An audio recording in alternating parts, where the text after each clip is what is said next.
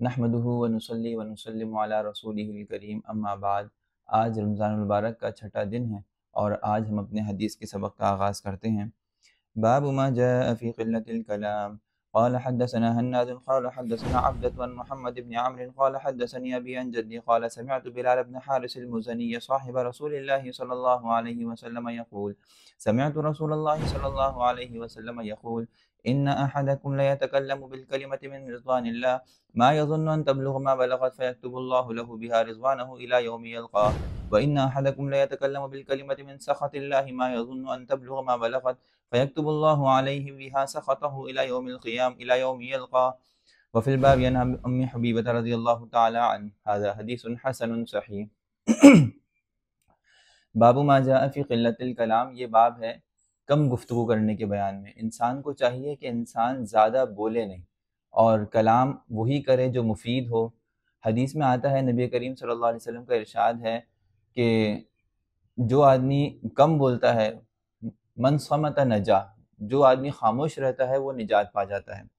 تو اسی مناسبت سے یہ باب یہاں پر موجود ہے۔ حضرت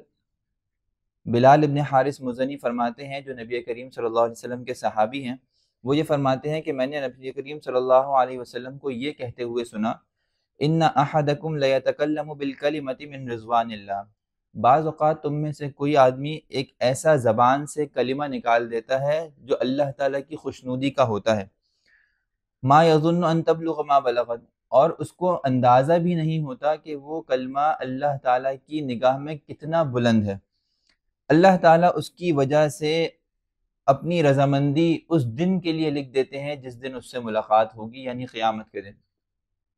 یعنی بعض اوقات انسان بے دہانی میں یا انجانے میں ایسا جملہ زبان سے نکالتا ہے کہ انسان کا وہ جملہ اللہ تعالیٰ کی ذات کو ایسا پسند آتا ہے کہ اللہ تعالیٰ اس کی بخشش و مغفرت لکھ دیتے ہیں۔ جیسے کہ حدیث میں آتا ہے کہ سب سے بہترین کلمہ کلمۃ حق عند سلطان جائر، کہ ایک ظالم بادشاہ کے آگے حق گوئی کا کلمہ کہہ دینا، یہ اللہ کو بڑا مفید، اللہ تعالیٰ کو بڑا محبوب ہے۔ تو اللہ تعالیٰ کے محبوب کلمات جب انسان کی زبان سے نکلتے ہیں، بعض اوقات انسان بے دہانی میں ان کو نکالتا ہے، لیکن وہ بے دہانی میں نکلے ہوئے کلمات ایسے اللہ کے محبوب ہوتے ہیں کہ اللہ تعالیٰ اس کو اپنی رضامندی کا پروانہ عطا فرما دیتے ہیں۔ اور اسی کے بالکل اگینسٹ، اسی کے بالکل برمخالف، بعض اوقات تم میں سے کوئی آدمی اللہ تعالیٰ کی ناراضگی کا ایسا کلمہ نکال دیتا ہے زبان سے کہ اللہ تعالیٰ اس دن جس دن ملاقات ہونی ہے اس دن کی ناراضگی اس کے حق میں رکھ دیتے ہیں۔ یعنی بعض اوقات انسان کے زبان سے ایک چھوٹا سا کلمہ نکلتا ہے جس کے اندر انسان کو کوئی اہمیت یا جس کی حساسیت کا اندازہ بھی نہیں ہوتا، لیکن اللہ تعالیٰ کی اس پر اتنی سخت ناراضگی ہوتی ہے کہ اللہ تعالیٰ قیامت کے دن اس کے لیے عذاب اور حساب کا فیصلہ فرما دیتے ہیں۔ تو انسان کو چاہیے کہ اپنی زبان کو بہت زیادہ لگام ڈالے، اپنی زبان سے صرف وہی بات بولے جو مفید ہو، اپنی زبان سے وہی بات بولے جو کسی کی ایذا رسانی کا باعث نہ بنے۔ آج کل زیادہ بولنے کا دور ہے، ہر بندہ آتا ہے، ایک کیمرہ اٹھاتا ہے اور میڈیا کے اوپر آ کے جو چاہتا ہے، جس کے حق میں چاہتا ہے بول دیتا ہے۔ بڑے بڑے اہل علم کی پگڑیاں بھی محفوظ نہیں رہیں۔ کوئی آدمی کوئی بھی کھڑا ہو کے آج کسی کی بھی جو ہے وہ کہتے ہیں ایک طرح سے عزت اور اس کی جو ہے وہ ذاتیات کو مجروح کر سکتا ہے۔ زبان ہر ایک کی آزاد ہے۔ فریڈم آف اسپیچ کے نام سے ہم نے اپنے آپ کو اتنا بے لگام کر دیا ہے کہ آج ہم یہ سمجھتے ہیں کہ ہمارے سامنے کسی کی اہمیت نہیں، اور اگر ہمارے 4 لوگ سننے والے پیدا ہو گئے ہیں، اللہ تعالیٰ نے تھوڑی سی مقبولیت عطا کر دی ہے، پھر تو ہم ایک طرح سے اپنے آپ کو بادشاہ سمجھ لیتے ہیں۔ ہم سمجھتے ہیں ہمیں تو کوئی روک ہی نہیں سکتا، ہم جس کی چاہیں جیسی چاہیں دھجیاں اڑا دیں، کسی کی عزت کی، کسی کی ذات کی، کسی کے کاروبار کی، کسی کی کسی بھی عمل کی۔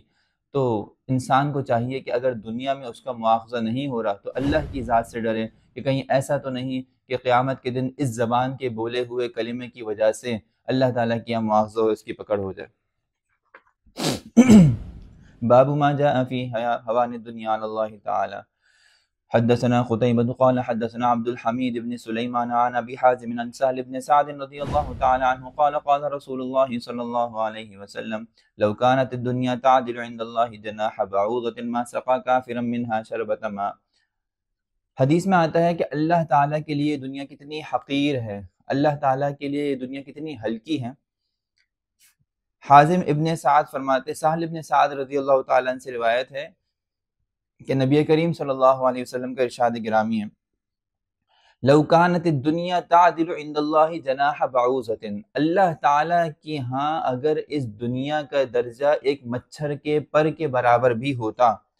تو اللہ تعالیٰ ایک کافر کو ایک گھونٹ بھی پانی کا نہ دیتے۔ معلوم ہوا کہ اللہ تعالیٰ کی ہاں اس دنیا کی کوئی اہمیت نہیں ہے، اس دنیا کی چیزوں کی کوئی اہمیت نہیں ہے، کوئی وقعت نہیں ہے۔ یہی وجہ ہے کہ اللہ تعالیٰ نے اپنے ماننے والوں کو بھی دی ہے اور اپنے نہ ماننے والوں کو بھی دی ہے، یہاں تک کہ نہ ماننے والوں کو دنیا زیادہ نوازتا ہے، کیونکہ انتہائی حقیر اور انتہائی بیکار شے ہے اللہ کی نگاہ میں یہ۔ اللہ کی نگاہ میں اس دنیا کی کوئی عزت نہیں ہے۔ اللہ تعالیٰ کی نگاہ میں ایسی ہی ہے دنیا جیسے ہماری نگاہ میں ایک کچرا کنڈی ہوتی ہے، بلکہ کچرے کی بھی انسان کو بعض اوقات اہمیت ہوتی ہے، اللہ تعالیٰ کی یہاں اس سے بھی زیادہ بے اہمیت ہے۔ اور اسی بات کو سمجھانے کے لیے ایسا ایک کا عنوان اختیار کیا گیا کہ مچھر کا پر، عام طور پہ تو مچھر ہی کسی کام کا نہیں ہوتا، چاہے جائے کہ اس کا جو ٹوٹا ہوا پر ہو وہ کس کام کا ہوگا، تو ایک انسان کی نگاہ میں جب مچھر کے پر کی کوئی اہمیت نہیں ہے تو حدیث میں اللہ تعالیٰ کی نگاہ میں دنیا کی اہمیت نہ ہونے کو اس طرح سمجھایا گیا کہ دیکھو اللہ تعالیٰ کی نگاہ میں اس دنیا کی اہمیت اور حیثیت ایک مچھر کے پر سے زیادہ بھی نہیں ہے۔ یہی وجہ ہے کہ اللہ کو اس سے کوئی فرق نہیں پڑتا کہ کسی کو لاکھوں کروڑوں نواز دے، کسی کو اربوں خربوں بنا دے، کسی کو جو ہے ملینر اور بلینر بنا دے۔ اللہ تعالیٰ کسی جو ہے دنیاوی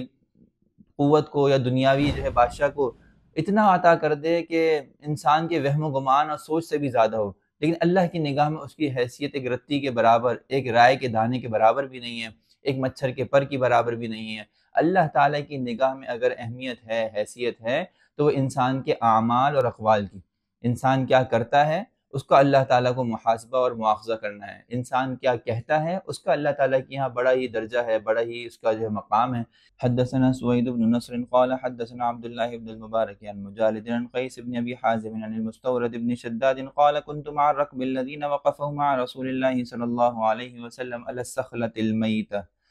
فقال رسول الله صلى الله عليه وسلم ترون هذه هانت على أهلها حين ألقوها قالوا من هوانها ألقوها يا رسول الله۔